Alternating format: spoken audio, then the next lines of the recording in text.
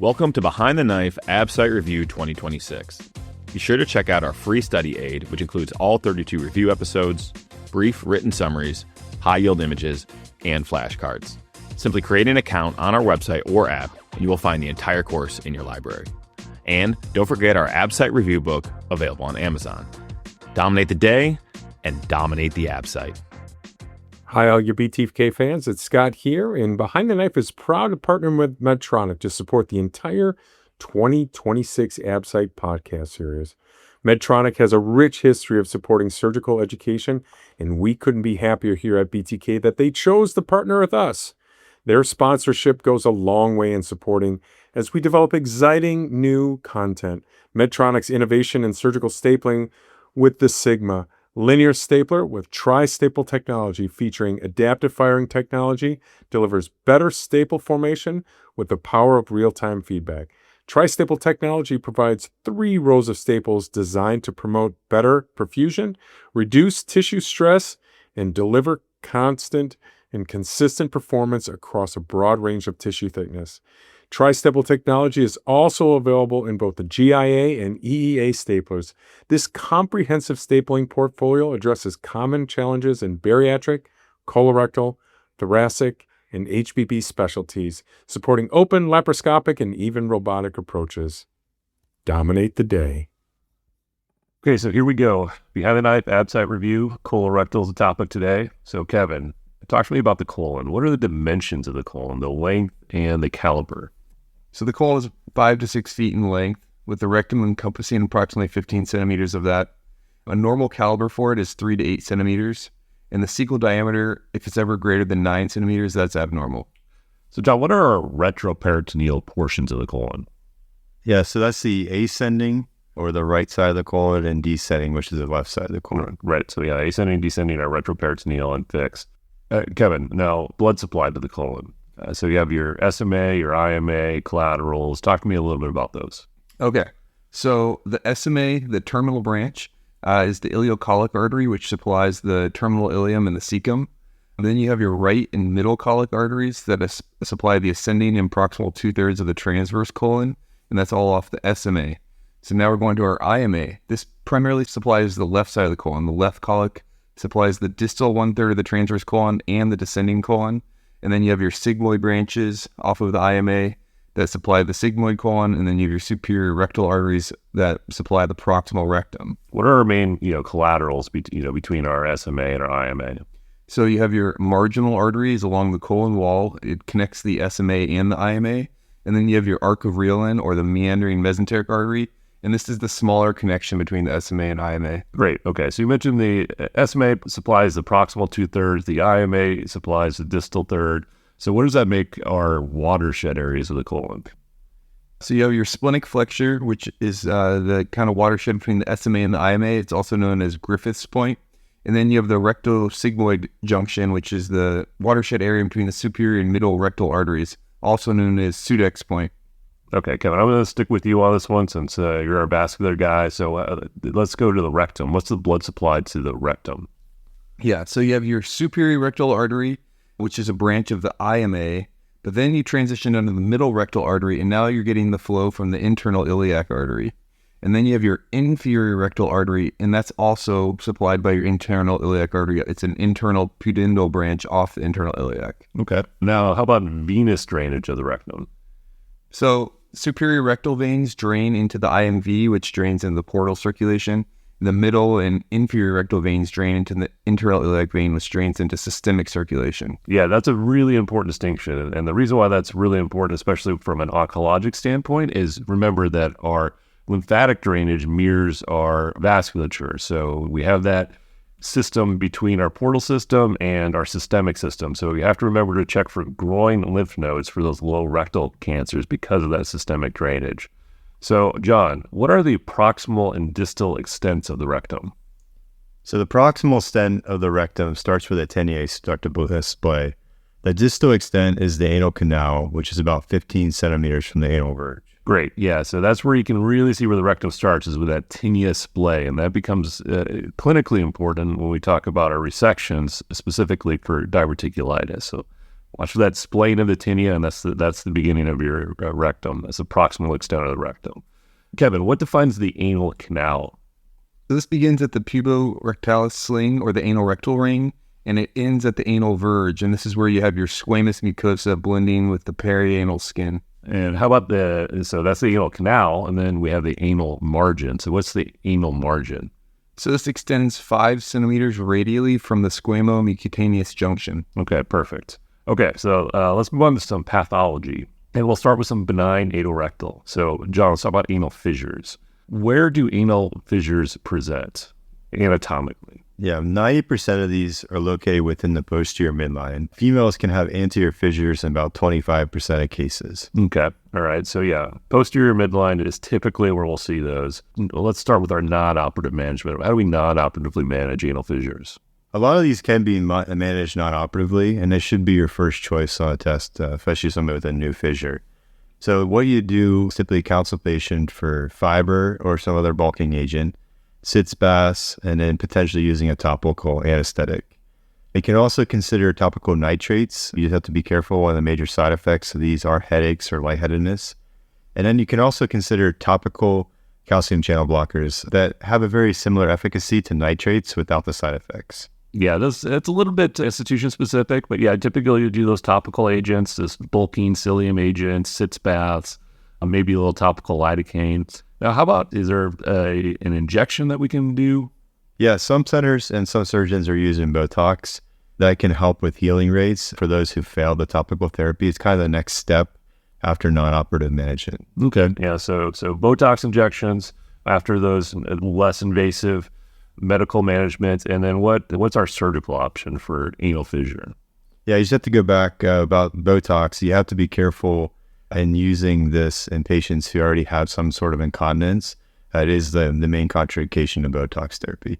But moving on to surgical options. So most surgeons would start with a lateral internal sphincterotomy. It's kind of the next step. It's kind of the standard of treatment for most anal fissures. It has superior efficacy to non-operative treatments, but it does have a very small risk of fecal incontinence. Some of the contraindications of doing LIS are women of childbearing age, prior obstetrical injuries, IBD, history of sphincter dysfunction, or incontinence, like I mentioned. Yeah, the way I kind of think about that is, yeah, we already have a small risk of incontinence with the lateral internal sphincterotomy. It can be very effective, but you certainly, if you have a patient that has some pre-existing incontinence or is at high risk for incontinence, you want to be very careful and obviously not do that. And you mentioned Botox. So interestingly, if a patient does experience incontinence with Botox, that's also a contraindication to a lateral internal sphincterotomy. Now, how about anocutaneous flaps? What can you tell me about those? Yeah, so anocutaneous flap has inferior healing rates compared to lateral internal sphincterotomies, but lower incidence of fecal seepage or incontinence. You can perform these in addition to LAS or Botox injections. Okay, great. So let's move on and let's talk about another very common benign anorectal disease, and that's anorectal abscesses as well as fistula and ano. So, Kevin, start with anorectal abscess. Where can we see these? Now, there's a lot of, the anatomic spaces can be a little bit confusing, and we will have some images in our ABSITE companion that will make it more clear. But walk us through the different anatomic spaces where we can see anorectal abscesses. So you can have the intersphincteric space. This is between the internal and external sphincter muscles. Then you can have your ischiorectal, also known as ischioanal. And this is actually lateral to the rectal wall in the space next to the ischiotubercle. You can have your perirectal or perianal, so it's right around the anus. And you can have your supralevator, and this is above the levator muscles. You can have your submucosal, and this is under the mucosa of the anal canal. And then you can have your deep postanal space, and bilaterally, this ends in the ischiorectal fossa, with the floor being the anococcygeal ligament and the ceiling being the levator muscles. Great, yeah, so be familiar with those spaces, those intersphincteric, ischiorectal, perirectal, perianal, supralevator, submucosal, that deep postanal space where you can form abscesses. And this will also help you understand those fistula and ano when we start to talk about our cryptoglandular theory for fistula and ano formation. So for sticking with anorectal abscesses, what's the primary treatment? Yeah, so like any other abscess, you need to drain these. Okay, so let's say, take a step back and think about those different spaces still. So let's say we have a abscess in the superficial, perianal, or ischiorectal space. How do you approach that? So I would do an external incision and drainage. Yeah, so external incision and drainage for those ones that are accessible. So how about those deeper ones, like those deep intersphincteric and those supralevator ones? Those are going to be difficult to drain externally. What would you do with that? Yeah, in this case, you can actually do an internal transanal drainage. Yeah, internal transanal drainage for those deeper ones. How about a horseshoe abscess in that deep postanal space? We have an abscess in that deep postanal space that has that horseshoe anatomy. Yeah, so for these, you can do a modified Hanley procedure, which is when you have the posterior midline incision with the bilateral counter incisions. Yeah, it's important to understand, again, that space and how that space communicates. So you're going to need to do a posterior midline incision and those counter incisions to really drain that space. Okay, so drainage is the primary treatment for anorectal abscesses. What's the role of antibiotics? Who needs antibiotics after a drainage? So only if there's cellulitis or systemic signs of infections, or if the patient is immunosuppressed. Yeah, so definitely think about, these can progress to Fournier's and very bad infections. So you want to keep in mind your patients who are immunosuppressed, including diabetics. But yeah, cellulitis, signs of systemic infection, immunosuppression. John, what's the risk? So there's an association between anorectal abscesses and fistula in ano. What's the risk of developing a fistula in ano? Yeah, 1/3 of these patients with an anal abscess will develop a fistula in ano. Yeah, that's the association, about a third. It's a little bit of a chicken and egg type thing. Like I mentioned before, there's a cryptoglandular theory of fistula and anal formation, whether a fistula leads to abscesses or abscesses results in fistula. So probably a little bit of both. So certainly patients who have recurrent perirectal abscesses, there's likely an underlying fistula that you need to find. So Kevin, sticking with fistula and anal. Now you talked about our spaces before, so let's go through that again. And now with the idea of with fistulas in mind. So how are anal fistula defined? What are those relationships to the sphincters, muscles, and those spaces? Okay. Yeah. So it's very similar to how you classify the abscesses. So you have your intersphincteric, which is the most common type and runs between the internal and external sphincter muscles. Then you have your transsphincteric, which runs across both the internal and external sphincter muscles. In this, you can categorize these as high with greater than 1/3 of the muscle complex or low, less than 1/3 of the muscle complex. And then you have your suprasphincteric, which runs between the muscles and up and over the external sphincter. And then you have your extrasphincteric, which runs over and above of the sphincter complex, and then your submucosal. Yeah, exactly. So we define these by their track and their relationship to the sphincters, because that's obviously surgically and clinically important to how we manage these. So intersphincteric, transsphincteric, suprasphincteric, extrasphincteric, and submucosal. Again, refer back to that image to really understand the anal rectal anatomy, those spaces, and that relationship to the sphincter muscles will be very important. So Kevin, what are the general principles of management for a fistula in anal? Yeah, so if it's superficial, a simple fistula with minimal or no sphincter involvement discovered at the time of an IND for an abscess, it's okay to perform a fistulotomy at the time of drainage. Okay, good. Yeah, your fistulotomies can be really your most definitive, but obviously you can't cut through somebody's entire sphincter muscle and make them incontinent. You're not really doing them any favors. So yeah, that's great. So what if it does involve more, than say 25% of the sphincters? Yeah, so you want to make sure the abscess is drained and you can place a ceton. And then over time, that ceton will induce fibrosis of the tract.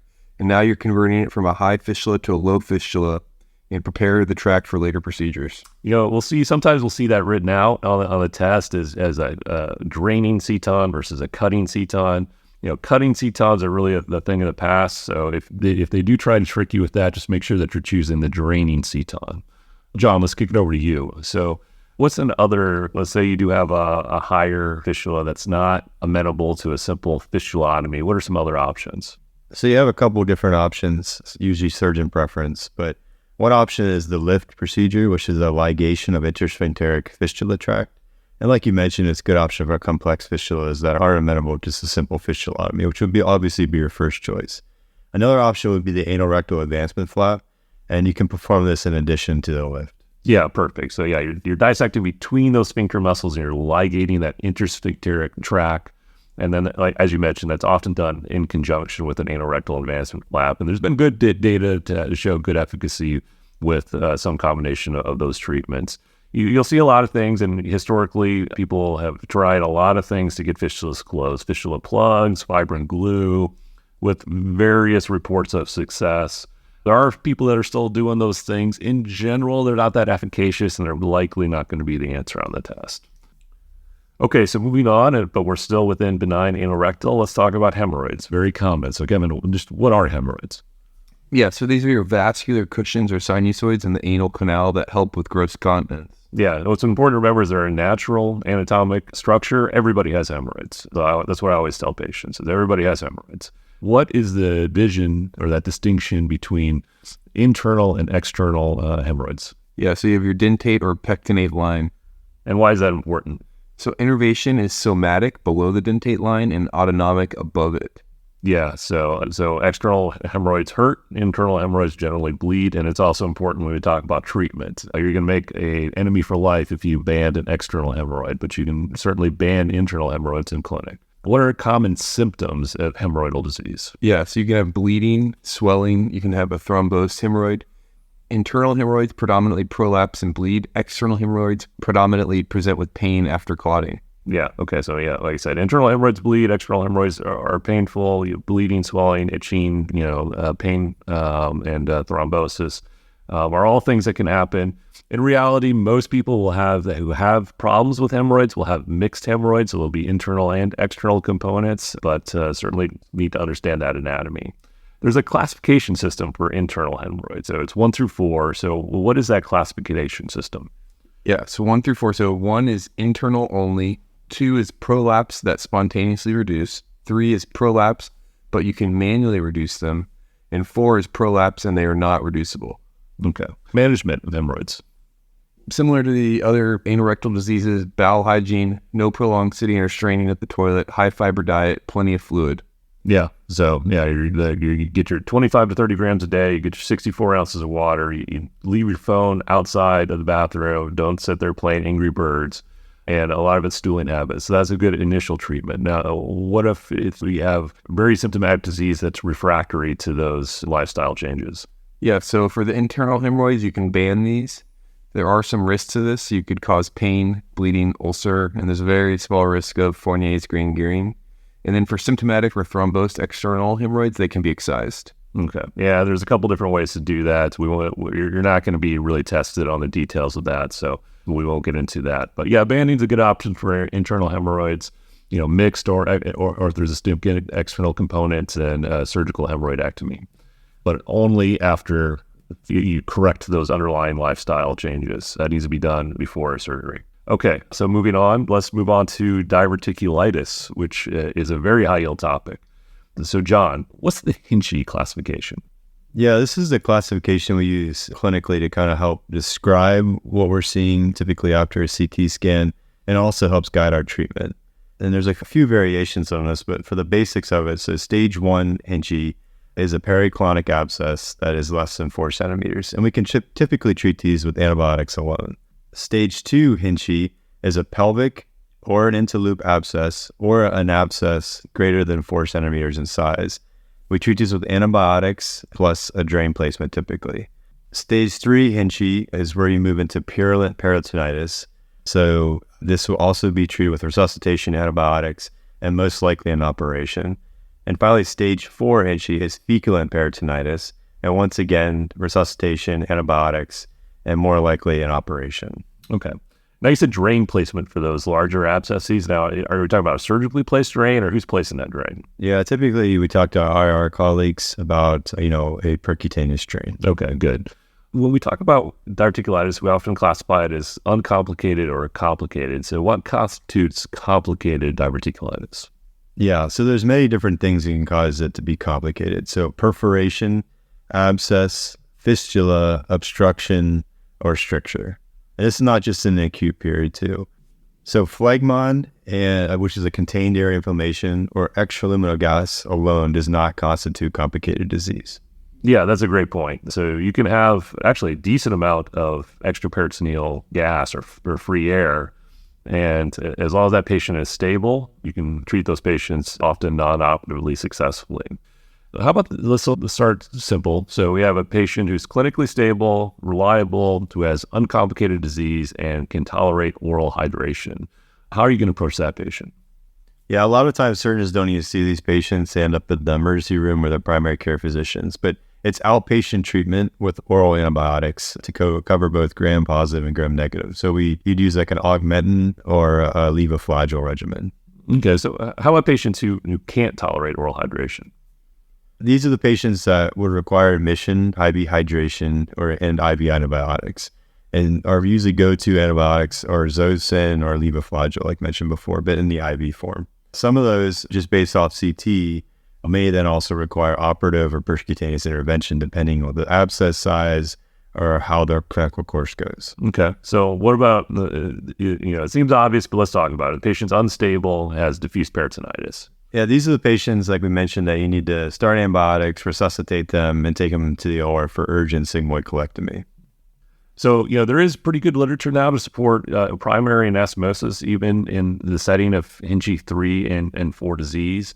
The decision should really be based on the patient's physiologic status. So, on the outside, if the patient's unstable, diversion is likely the safest answer. But if you have a stable patient, certainly there's no reason not to hook that patient back up.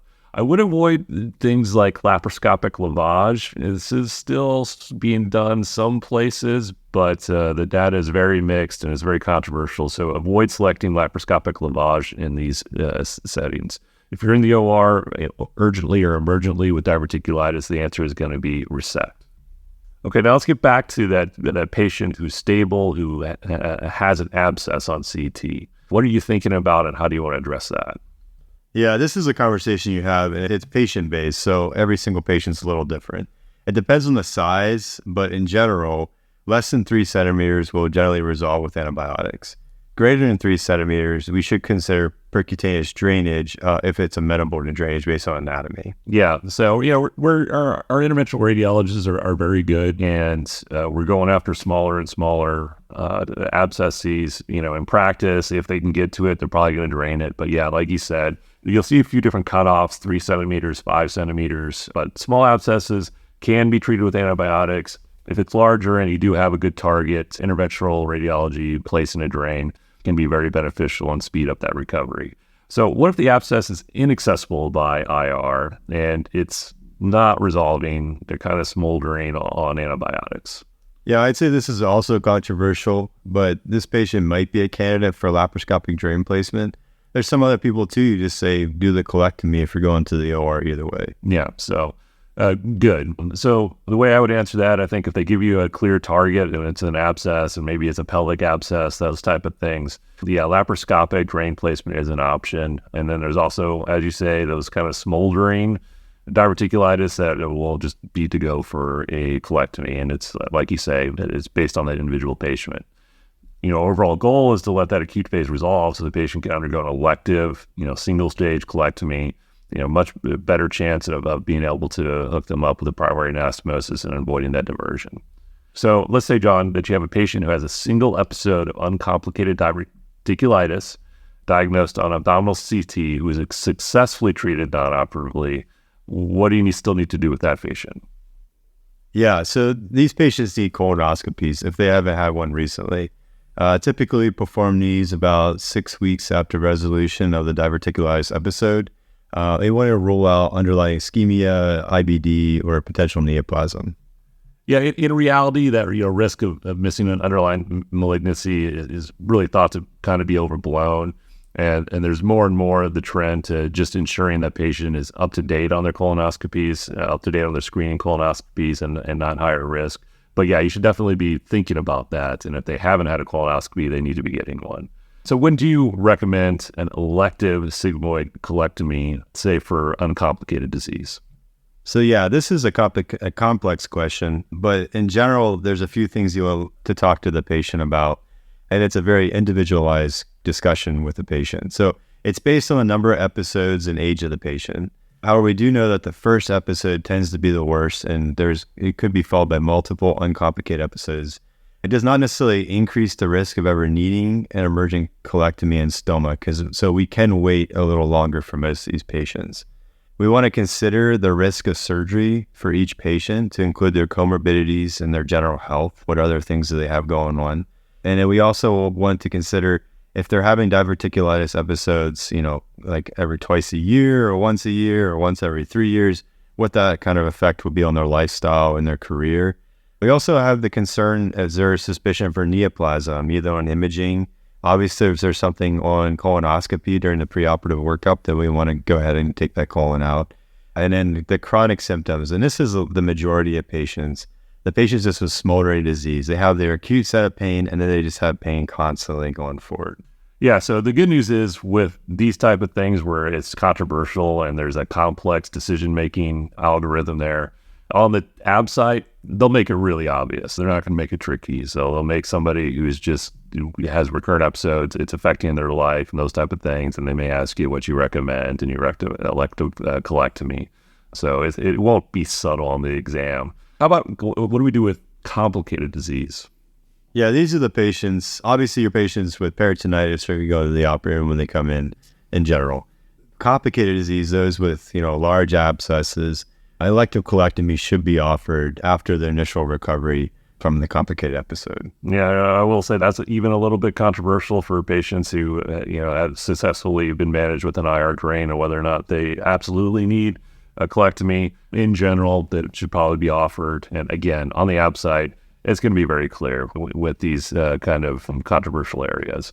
So, Kevin, back to you. So let's talk about C. diff, Clostridium difficile infection. So what is C. diff? Yeah, so for non-severe disease, the standard of care now is oral vancomycin for 10 days.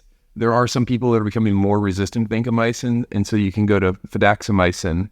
It's more expensive, but it can be effective in the patients that are resistant to vancomycin. And then Flagyl still remains an option.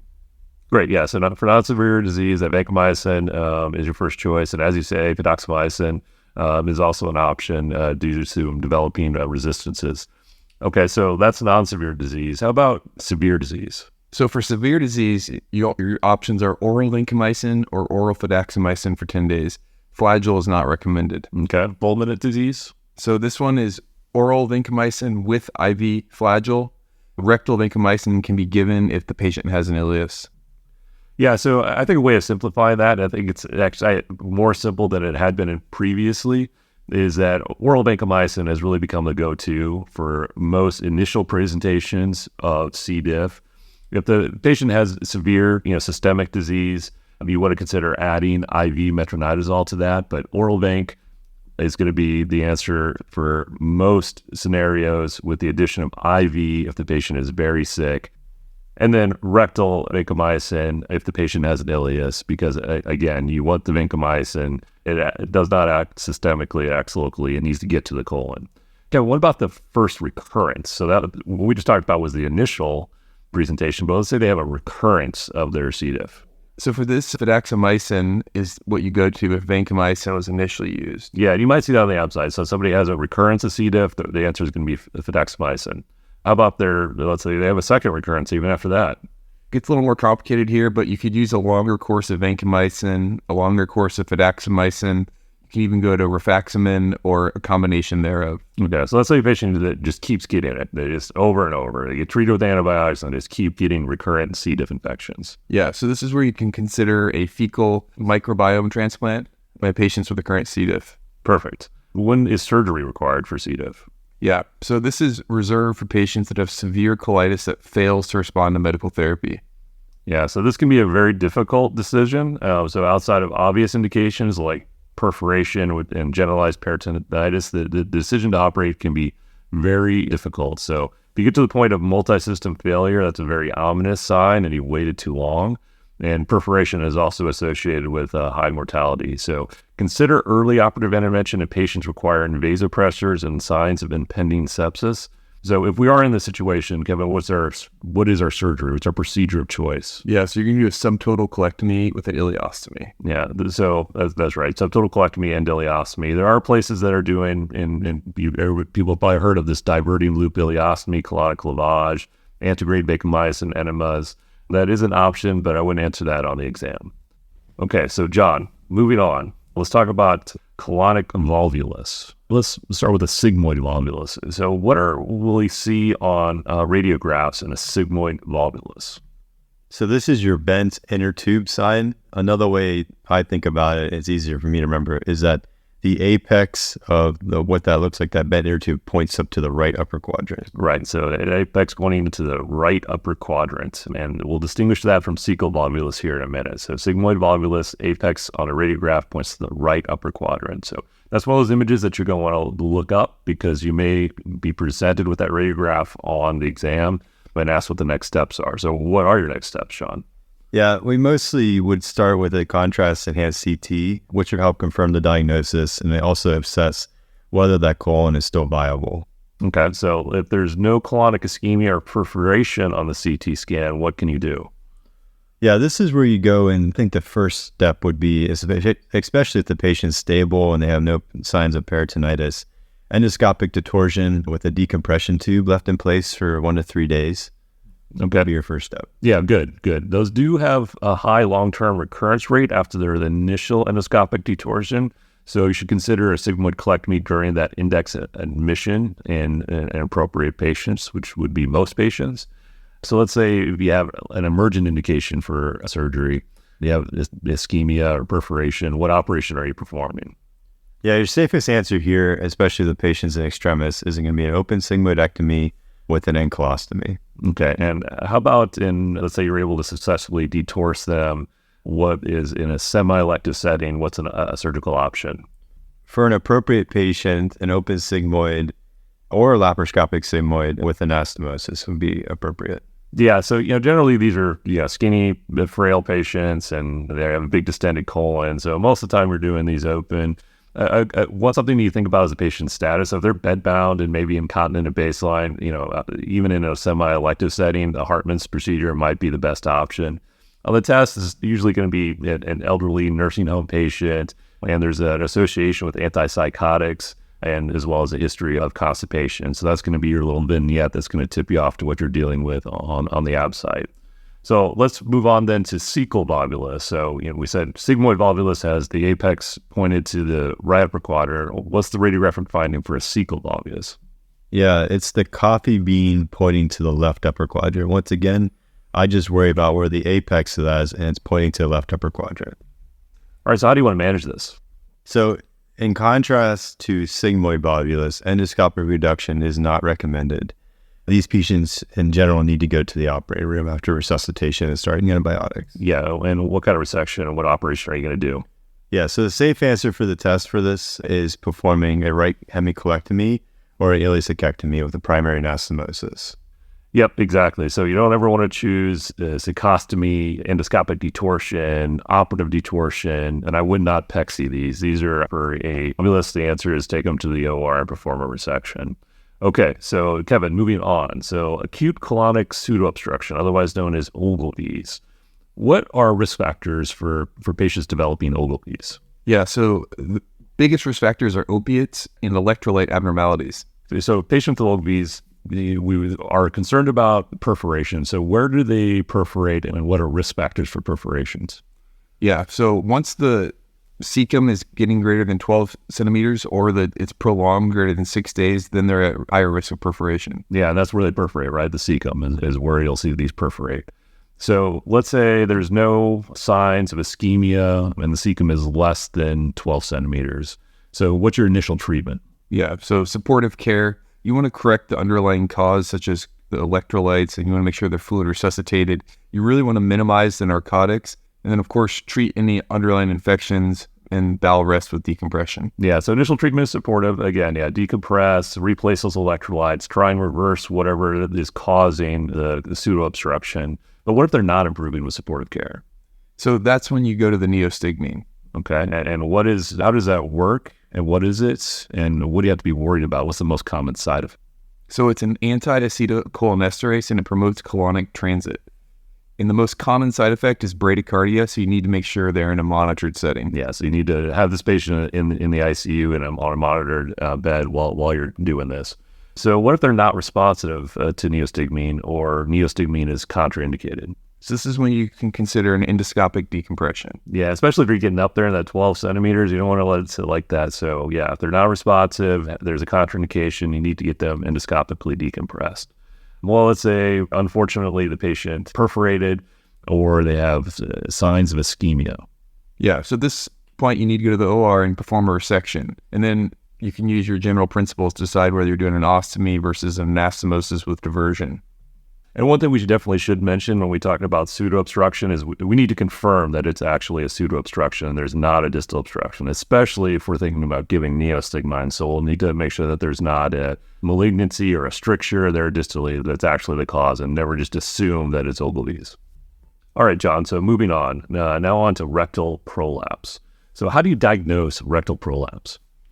So rectal prolapse is a full thickness intussusception of the rectal wall, which has visible concentric rings.